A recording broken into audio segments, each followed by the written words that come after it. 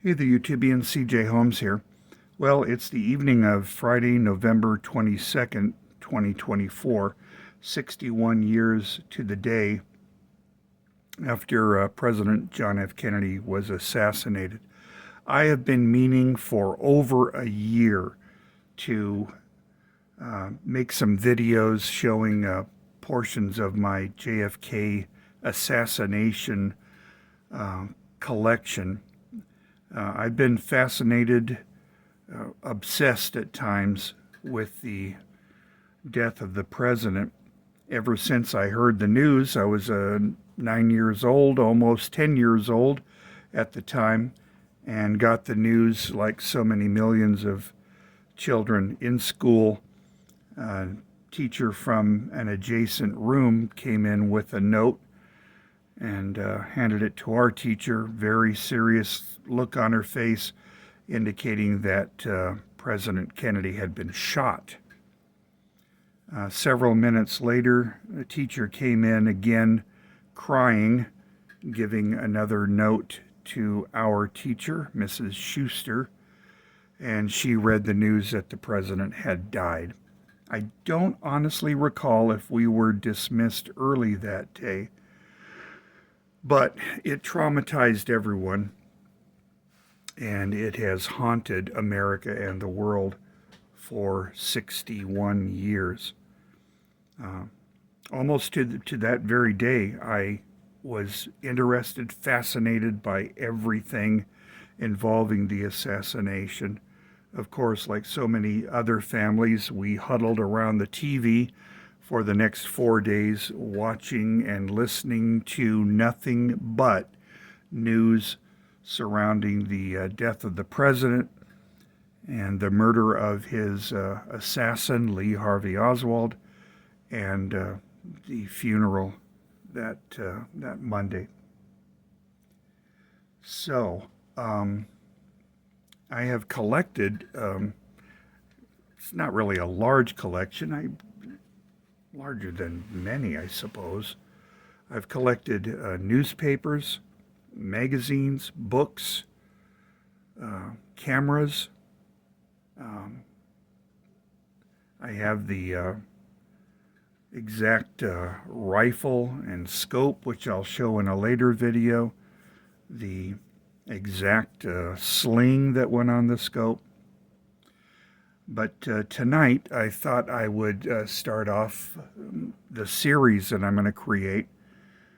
Start off with newspapers. Back in the day, 60 years ago, our news was gathered on the radio and somewhat on television. There were daily and nightly news programs, certainly no 24-hour news that I recall on radio or television.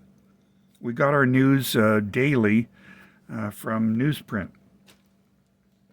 And I've collected newspapers going back as far as November 19th, 1963. And I'm going to show some of this stuff. Some of the newspapers are fairly common. You can acquire them fairly easy on the internet, and some are pretty rare.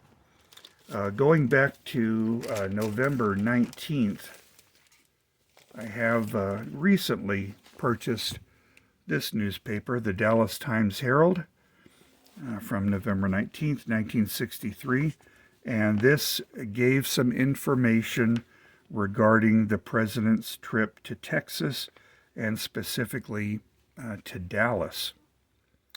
This is very significant in that this is the earliest print indication of the motorcade route. There have been many conspiracy theorists who have said that the motorcade route was changed at the last minute, that when the president's plane landed in Love Field, at that moment they determined we're going to change the motorcade route and we're going to have the vehicles make a weird zigzag directly in front of the Texas School Book Depository, giving our chosen assassin and easy shot. Well, whether you believe in conspiracy theories or not, the idea that the route was changed at the last minute is false, demonstrably false. And I'm going to show that to you. The motorcade, there was some difference of opinion as to, one, whether there would be a motorcade or not.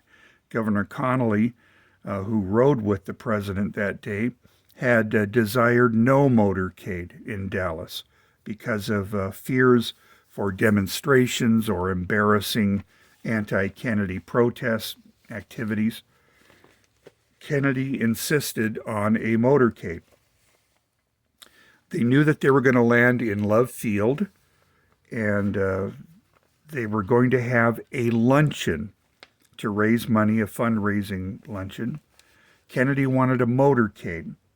There were two prime sources, possibilities for a location to be, to have where they were going to have the luncheon. One was to the east of downtown Dallas at the Women's Building, and the other idea was the Trade Mart northwest of downtown Dallas. It was decided that they would choose the Trade Mart, and so Secret Service and campaign workers and planners determined a motorcade route. They decided they had to go down Main Street. That was the main drag in downtown Dallas. It would afford the best views of the president, and it would be the nicest route to take. Both Elm and Commerce Streets, which straddle Main Street, were less desirable areas. They determined that from the airport, they would proceed southward down to Main Street and go west on Main, and then take the Stemmons Freeway north to the Trade Mart just a couple of miles away. Once it was determined where the route would go, they printed the motorcade route. And November 19th, in the Dallas Times-Herald, and I also believe the Dallas Morning News. I don't have that copy, but there was an article in this newspaper, Yarborough gets JFK table spot. The route revealed, and I'll go ahead and read this. While the formal announcement of the details of the president's Texas and Dallas trip was to be made in Washington at 4 p.m., a White House representative, turn to page 13,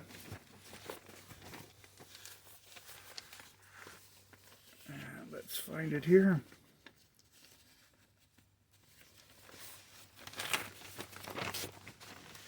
Okay. A White House representative in Dallas released the motorcade route. Again, we're November 19th, 3 days before the motorcade.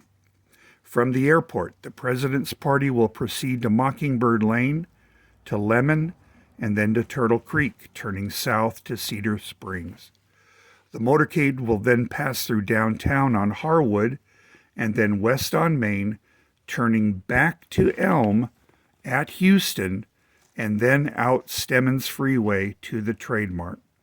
The return trip will be much shorter, going directly from the luncheon site to Harry Hines, to Mockingbird, and then to Love Field. So, whether it was a foolish route, whether it was a difficult route, a dangerous route, the point that I'm making is it was not a last-minute decision.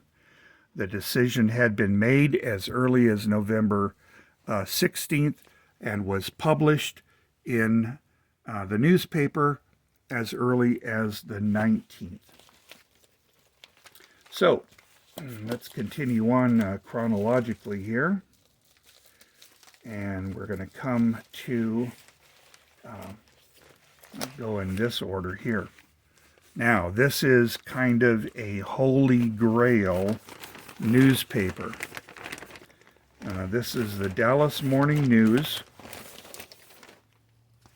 from the morning of Friday, November 22nd. Storm of political controversy swirls around Kennedy on visit. Very significantly, a map of the motorcade route was printed. And you'll notice here, this map gives no indication of the turn onto Houston and Elm. It simply shows the route turning on Harwood, down Main Street, up the triple underpass to the Stemmons Freeway. Conspiracy theorists have used this map to show, there was to be no turn on Houston and Elm to get to the freeway. But we read previously, on the 19th, the route was published in detail, including the turn on Houston and Elm Street. Some significant details in this magazine, this newspaper, include the infamous full-page spread, if I can find it here. I guarantee you it's in the newspaper. Let's see if we can find it as we peruse the paper. For some reason, I always remembered it as being on page 2, but it's not. Oh, let's try to find it here. Maybe on page 14. It is. The full page spread. Welcome, Mr. Kennedy, to Dallas. And then it goes on a lengthy tirade, anti-Kennedy tirade, practically accusing him of being communist. And it was paid for by the American Fact-Finding Committee, an unaffiliated and nonpartisan group of citizens who wish truth. Bernard Weissman, chairman. So this is the infamous Welcome Mr. Kennedy to Dallas spread, full-page spread. Other significant details from the newspaper can be found, I believe, in this section. Section 4, there's obituaries. Let's see if we can find it here. Perhaps it's not in section 4. Should have been better prepared, but hey, just going through old newspapers here. Well, let's try another section. Perhaps it's here. Sorry.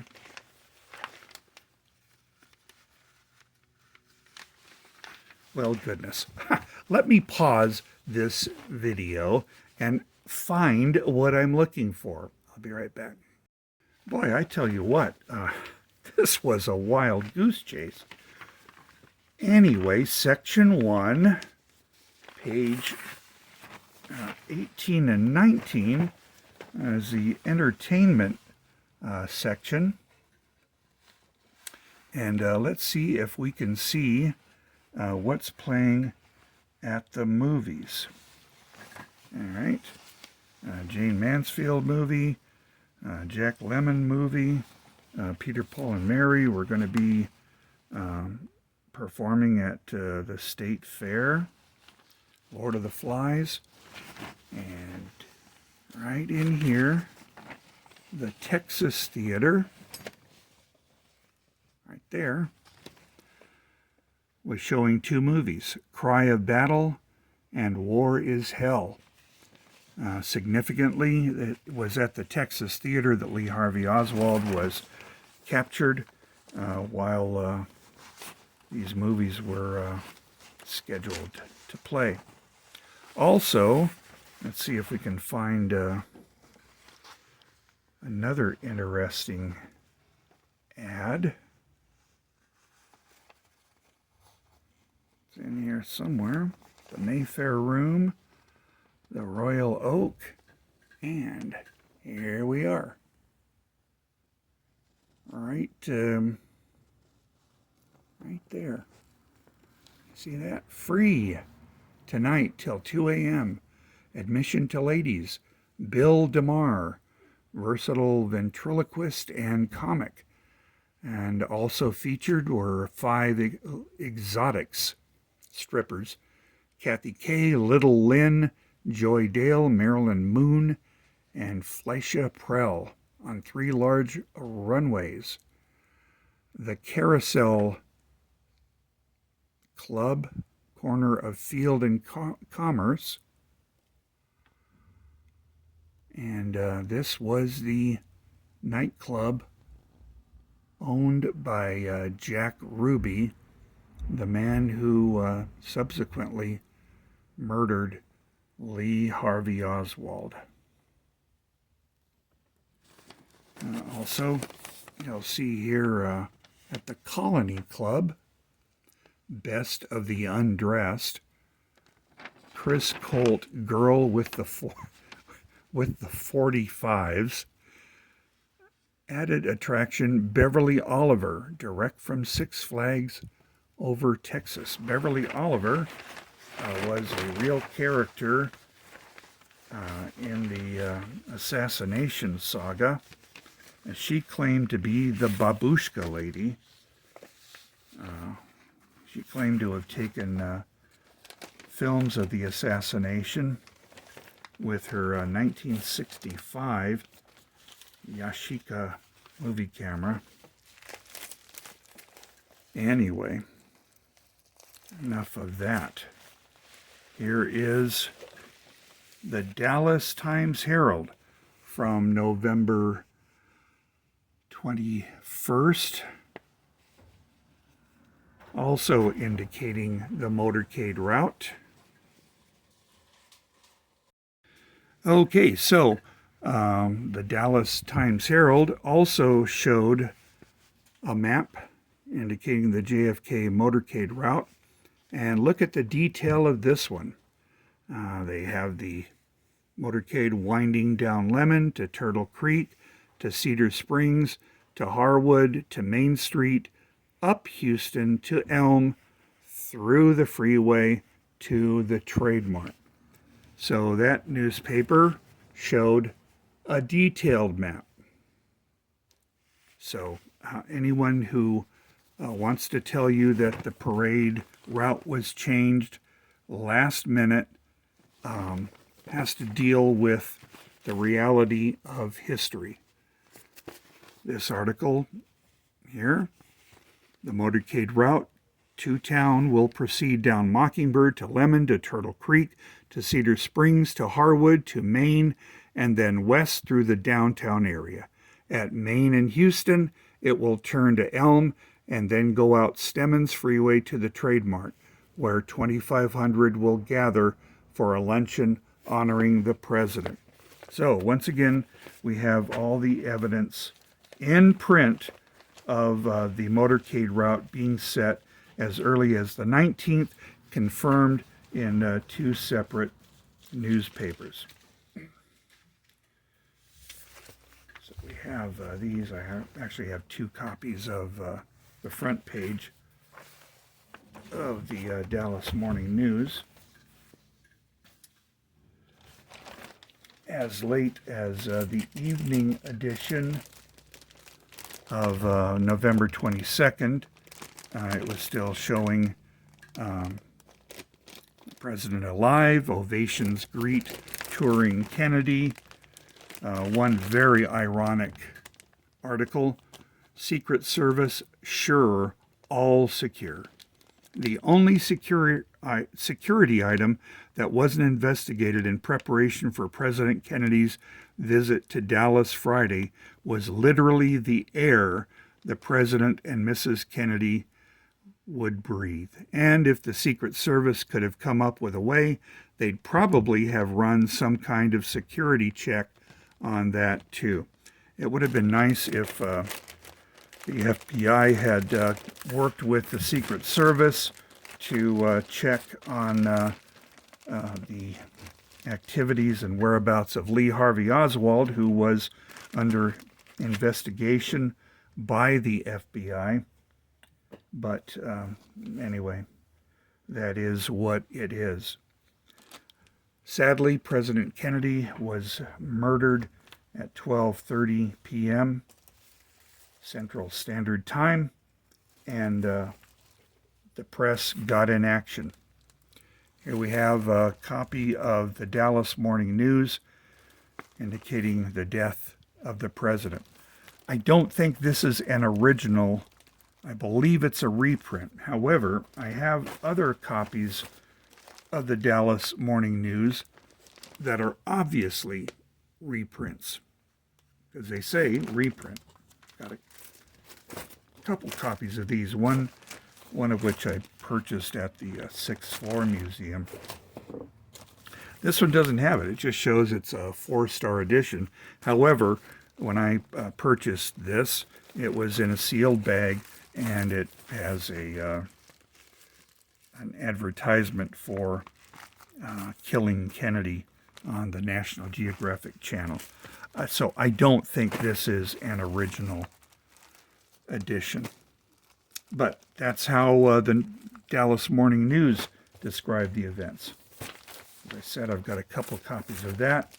The Dallas Times-Herald, that was their version. And this is another reprint here. President dead, Connally shot, JFK ambushed in Dallas. My hometown, Los Angeles, had the Los Angeles Times and the Los Angeles Herald Examiner. And this is the newspaper that my mom would have picked up, indicating Kennedy assassinated, shot in Dallas ambush. Johnson is president. Okay, the famous photos. One taken by Cecil Stoughton, and this photograph taken just seconds after the fatal headshot by James Alkins. So that's what you paid 10 cents for in Los Angeles at the time. This is a complete newspaper, so very happy to have that. Trojan Bruin game off. The Blades and the Lakers postpone. So everything pretty much came to a screaming halt when the president was murdered. So I have an edition of the Dallas Times-Herald from the evening of November 23rd. JFK asks for divine help. Murder charges were lodged against Lee Oswald. And this famous photograph of a young girl praying for the president. The Houston Chronicle from the 23rd. What a prophetic headline that was. Death for accused Kennedy killer to be asked. Well, Jack Ruby answered that call. I don't know that there's anything of significant value, indicating Oswald got an undesirable discharge, last rites on Monday, and here in the corner, terrible news. Fire in old folks' home kills over 60. So there were tragedies everywhere. I have a copy of the Los Angeles Times from Sunday, November 24th. This was before Oswald was murdered. I haven't looked at this in a long time. As you can tell by my rambling, I haven't looked at a lot of these newspapers in a long time. My apologies. I really wanted to get this out today. I don't know that there's any. There's some old clippings. Newspaper's in pretty bad shape. You can see it's just crumbling. So here's more news about suspect linked to gun purchase. Police find photo of Oswald with possible murder weapon. And then we have this incredible newspaper. Owner of club kills Oswald. We have the photograph taken just a split second before Oswald was murdered by Jack Ruby. There's Big Jim Lavelle. And this photo was taken by Jack Beers. Well, so that was a very important picture. However, that was superseded by this. The Dallas Times-Herald got Bob Jackson's Pulitzer Prize-winning photograph of Lee Oswald being murdered in the basement of the Dallas City Jail by Jack Ruby.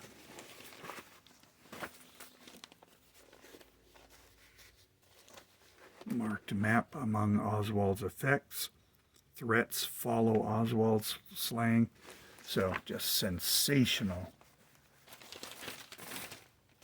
news at the time. And then my last newspaper that I'm going to show is the Dallas Times-Herald from the evening of November 27th. LBJ asks fast Congress action. Civil rights bill was pushed through. And news on the killing of J.D. Tippit, the officer murdered by Lee Harvey Oswald. This is giving in news about Abraham Zapruder donating $25,000 from his sale of his famous film of the assassination. $25,000 were to be given to Marie Tippit, the widow of J.D. Tippit. Friend of Oswald's wife says nobody liked him. So there you go. This is part one of my collection of JFK memorabilia, to be followed by segments on cameras used to photograph and film the president's motorcade, and also before and after. I'll be doing a special video on the Zapruder film and the camera that was used to take that film, and also some other memorabilia that I have. One item that may actually have been handled by Lee Harvey Oswald at his place of employment. And then I'll be going into the acoustic evidence, showing my Dictabelt and Audograph machines. More on that later. And then lastly will be a segment on the Assassination rifle. So, lots of information. Sorry for the disorganization, but you get the idea of what I have here, the newspapers associated with the assassination. Thanks for hanging in there with me. I appreciate you watching. Please, I don't want any comments to become an argument. If things start to get nasty, because I know they very easily can become personal and people attacking one another because of differing beliefs about the assassination, if things get argumentative, I'll delete the comments. So just try to be interested in the news at the time and just the events that happened. We could go on for centuries and will arguing about who done it.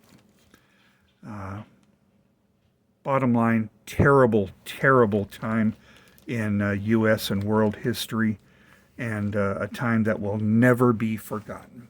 The assassination of President John F. Kennedy 61 years ago today. Thanks for watching. Have a nice day.